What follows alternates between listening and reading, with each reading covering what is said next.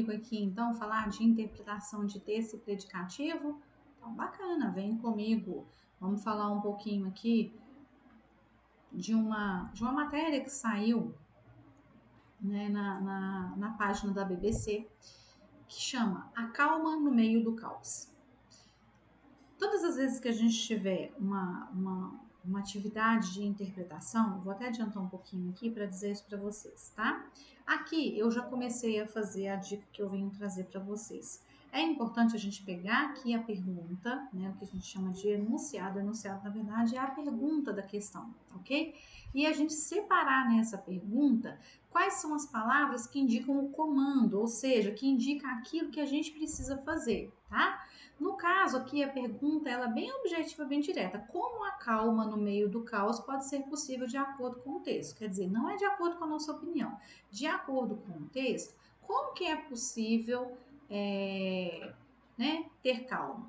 Então, por que isso? Porque quando a gente já for ler o nosso texto, a gente já vai ler esse texto com essa com essa ideia na mente. A gente vai ler esse texto para tentar descobrir como é que a calma ela é possível. Porque se está me perguntando se é de acordo com o texto, para a gente não ter que fazer várias e várias leituras do texto, ok? Então, beleza. Então, vamos lá fazer a leitura do texto. Como viver uma boa vida em um mundo imprevisível? Como fazer o melhor dentro de nossas possibilidades, aceitando ao mesmo tempo o que está fora do nosso controle? Essas são as questões centrais do estoicismo, que é uma filosofia que foi criada há mais de 2000 anos. Aqui não dá, a palavra não saiu, mas é há 1000 anos, na qual cada vez mais pessoas buscam hoje antídotos para as dificuldades da vida contemporânea, ok? Para quem não sabe, a vida contemporânea é o dia de hoje, tá? O estoicismo pregava o valor da razão, propunha que emoções destrutivas eram resultado de erros na nossa forma de ver o mundo e oferecia um guia prático para nos mantermos resolutos, fortes e no controle. 3 pérolas de sabedoria de Epiteto, que foi o filósofo criador do estoicismo, escolhidas por filósofos entrevistados pela BBC. Então, o que ele está dizendo para a gente aqui? Que ele vai trazer 3 pérolas de sabedoria, né? 3 pensamentos, indicações, né? E esses pensamentos e indicações, eles são o quê? Eles foram escolhidos por filósofos entrevistados pela BBC. Então, primeiro, se devo morrer, morrerei quando chegar a hora. Como ao que me parece ainda não é a hora, vou comer porque estou com fome. O que Epiteto está dizendo, está querendo dizer aqui, é que o que tiver que ser, será. Mas se não tenho de lidar com isso agora, vou fazer outra coisa. E quem comentou esse trecho aí foi o Massimo Pigliucci, que é um filósofo italiano e praticante do estoicismo hoje, nos dias de hoje. A segunda pérola é: você não é aquilo que finge ser. Então reflita e decida. Isso é para você? Se não for, esteja pronto para dizer: para mim, isso é nada. E deixe o assunto de lado. Deixe para trás as coisas que não estão sob o seu controle e tente trabalhar duro para que possa controlar. É o que disse a Nancy Sherman, que é uma filósofa americana que estuda a influência do pensamento estoico sobre a ética militar.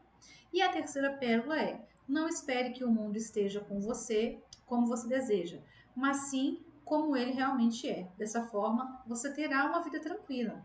Para quem vê conformismo nessas palavras, uma ressalva: eles não estão propondo que você seja passivo em relação à vida, mas que aceite as coisas que estão além do seu controle e que já aconteceram. Quem disse isso, quem fez esse comentário, né, foi o filósofo e psicoterapeuta escocês Donald Robertson.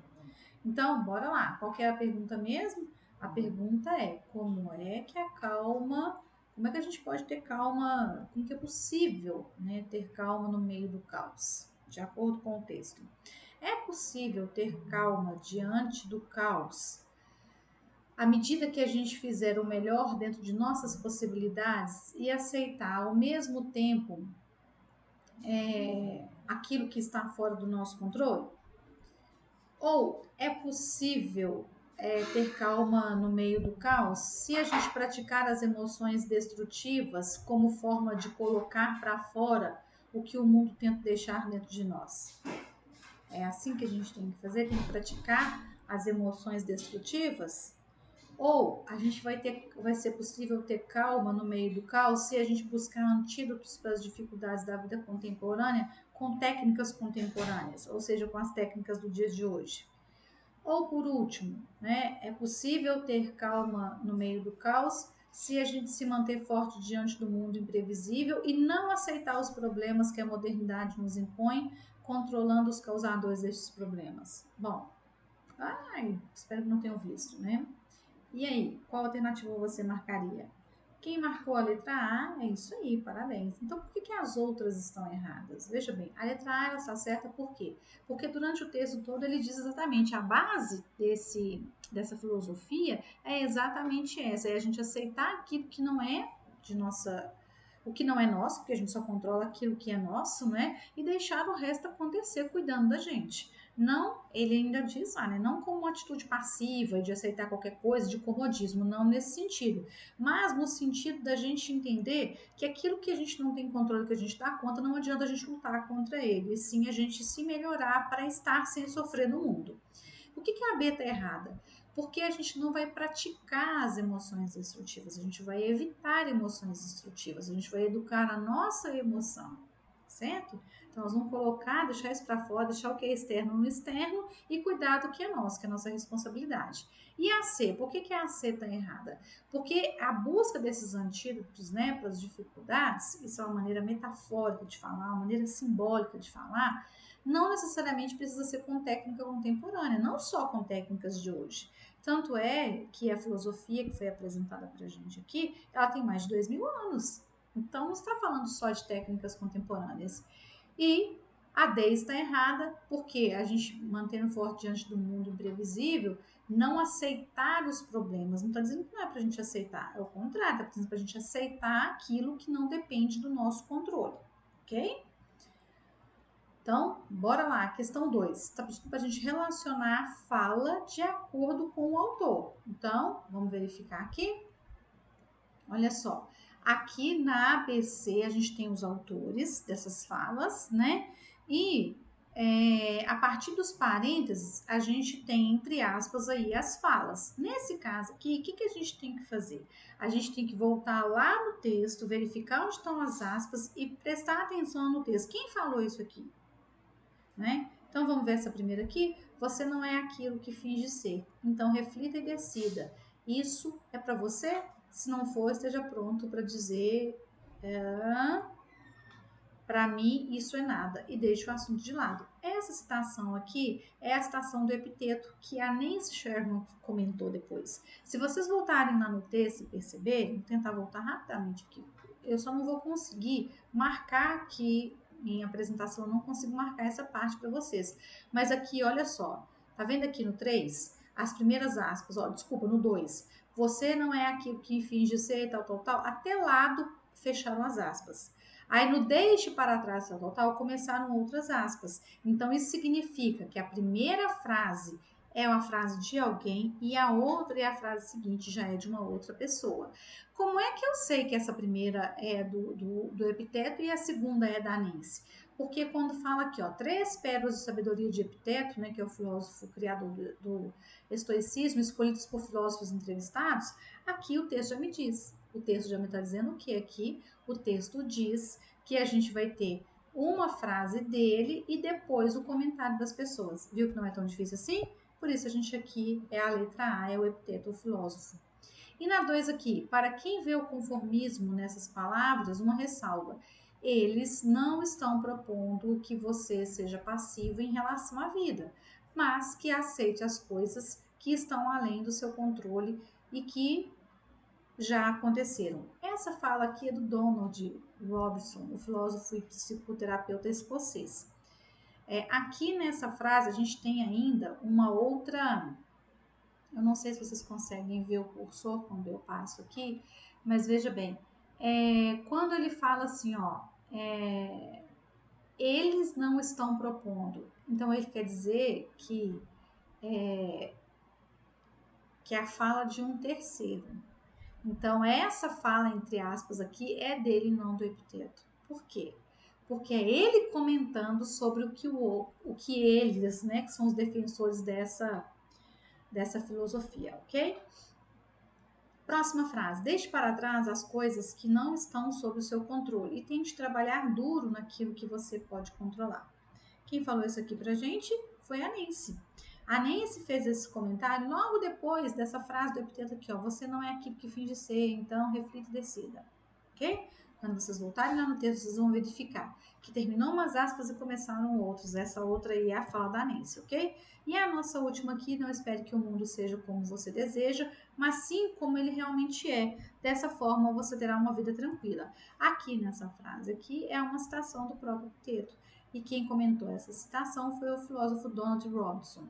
Se a gente voltar na fala do Donald lá, se eu não me engano é a fala 3, né, que é a terceira pérola, é a mesma coisa que aconteceu com a Nancy. Nós vamos observar que fechou as aspas da fala do Epiteto e continuam a dele, ok? Vamos para a questão 2? Bacana, então, desculpa, questão 3, né? Então, vem comigo aqui na questão 3. Na questão 3 diz assim pra gente, olha, o texto é um meme. A gente está dizendo pra gente que o texto que a gente vai ver é o seguinte, é um meme. E o que é um meme? É um gênero textual humorístico e ou crítico que a gente encontra na internet, ok? A nossa pergunta é, porque até então essa informação é uma informação sobre o texto, não faz parte da pergunta em si. Na verdade, é um auxílio para a gente entender a pergunta, tá? A nossa pergunta mesmo é essa daí, ó. O que ajuda a compreender a crítica ou o humor do texto? Vamos primeiro ver quem que é esse texto, né? Então, o memo do Chaves aqui, em que fala assim, ó. Aquele momento que você finge que acreditou na mentira da pessoa porque não pode contar como descobriu a verdade. Então, aqui, nesse texto aqui, ou a gente tem uma crítica, ou a gente tem uma situação de humor aí. Essa crítica ou esse humor, para a gente entender, o que a gente precisa? A gente precisa saber que o Chaves é um personagem de uma série de TV e essa série de TV é um programa de humor? É isso que a gente precisa saber para a gente poder entender a crítica? Eu não vou falar com vocês qual é a crítica agora, senão eu vou dar a resposta para vocês, né? Ou o humor, né? Letra B. A gente precisa entender que a ironia ela é percebida pelo sorriso do Chaves. Quando o Chaves sorri ali, a gente tem uma ironia e é essa a crítica que está ali? Não sei, vamos ver a letra C. A gente precisa entender que a descoberta da verdade é uma piada antiga. Essa aqui não tem nada a ver, né? Vocês perceberam? Então, pronto, o autor já deu uma de graça aí pra gente. Ou a gente precisa relacionar o texto escrito com a expressão facial do Chaves, e que dessa forma um completa o sentido do outro. Ah, eu não entendi.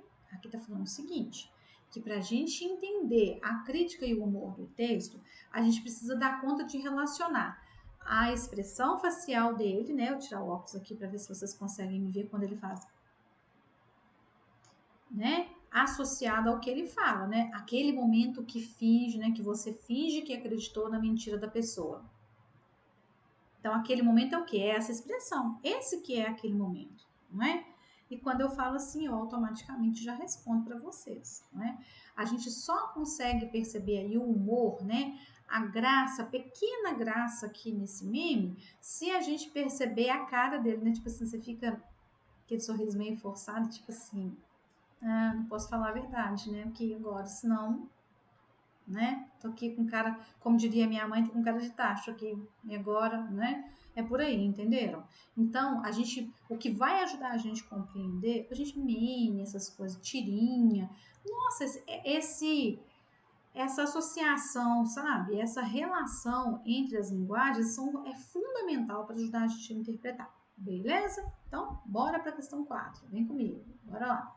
Questão 4. Predicativo do sujeito é uma característica do sujeito, algo que se fala do sujeito. Epa! Assim como falou do meme, aqui é a mesma coisa, está dizendo para a gente o que é um predicativo do sujeito.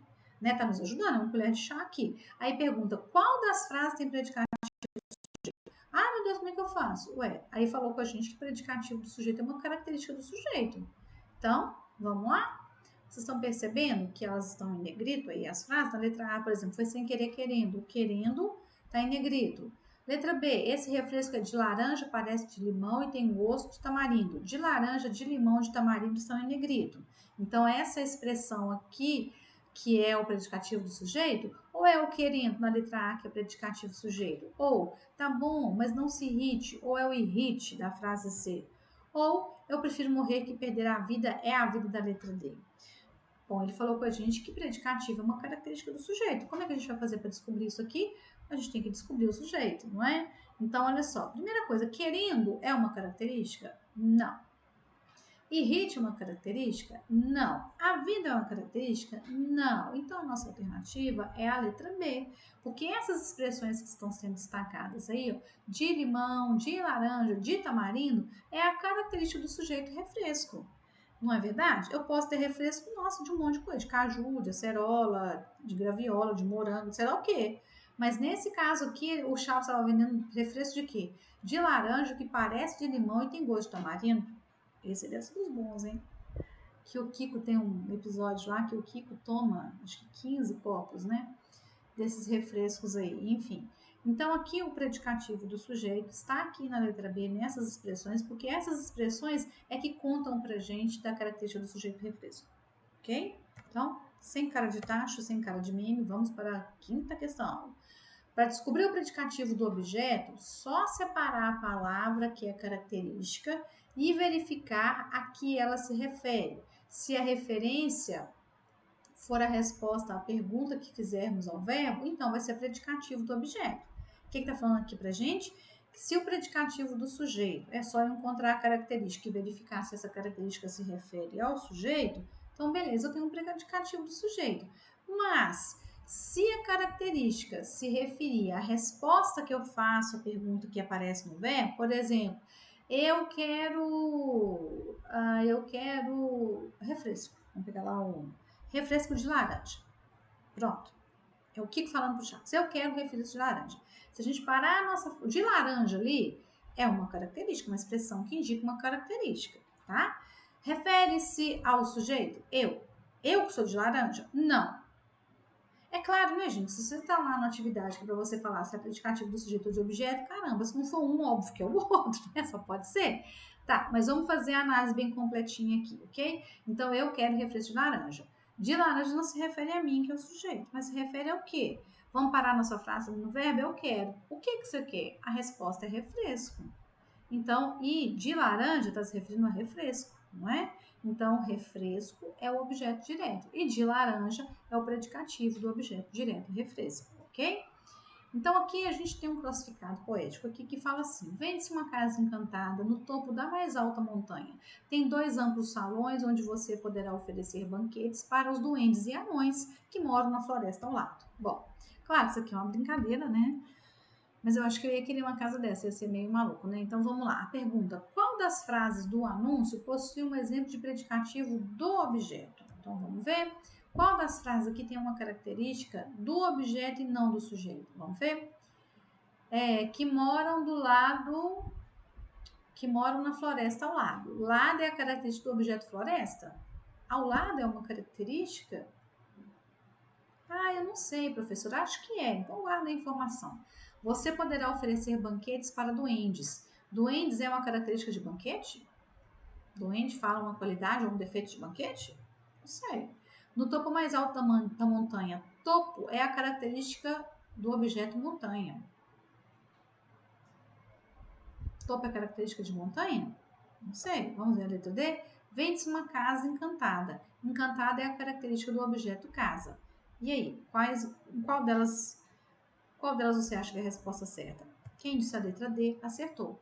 Porque, na verdade, todas essas palavras aí, a única que tem função de característica é encantada. Nessa questão aqui ficou fácil, porque não tem nenhuma outra alternativa em que as palavras são características, né? Nesse caso aqui tá tranquilo pra gente. A gente pode até ficar um pouco inseguro em saber se é do sujeito, se é do objeto, mas nesse caso aqui, quem elaborou a questão facilitou a nossa vida, ok? Então, aqui ficou menos mal pra gente, ficou menos difícil pra gente, tá? Eu espero que tenha ficado tranquilo pra você, que não tenha ficado menos difícil, assim, mais fácil. E a gente se vê na próxima. Até lá!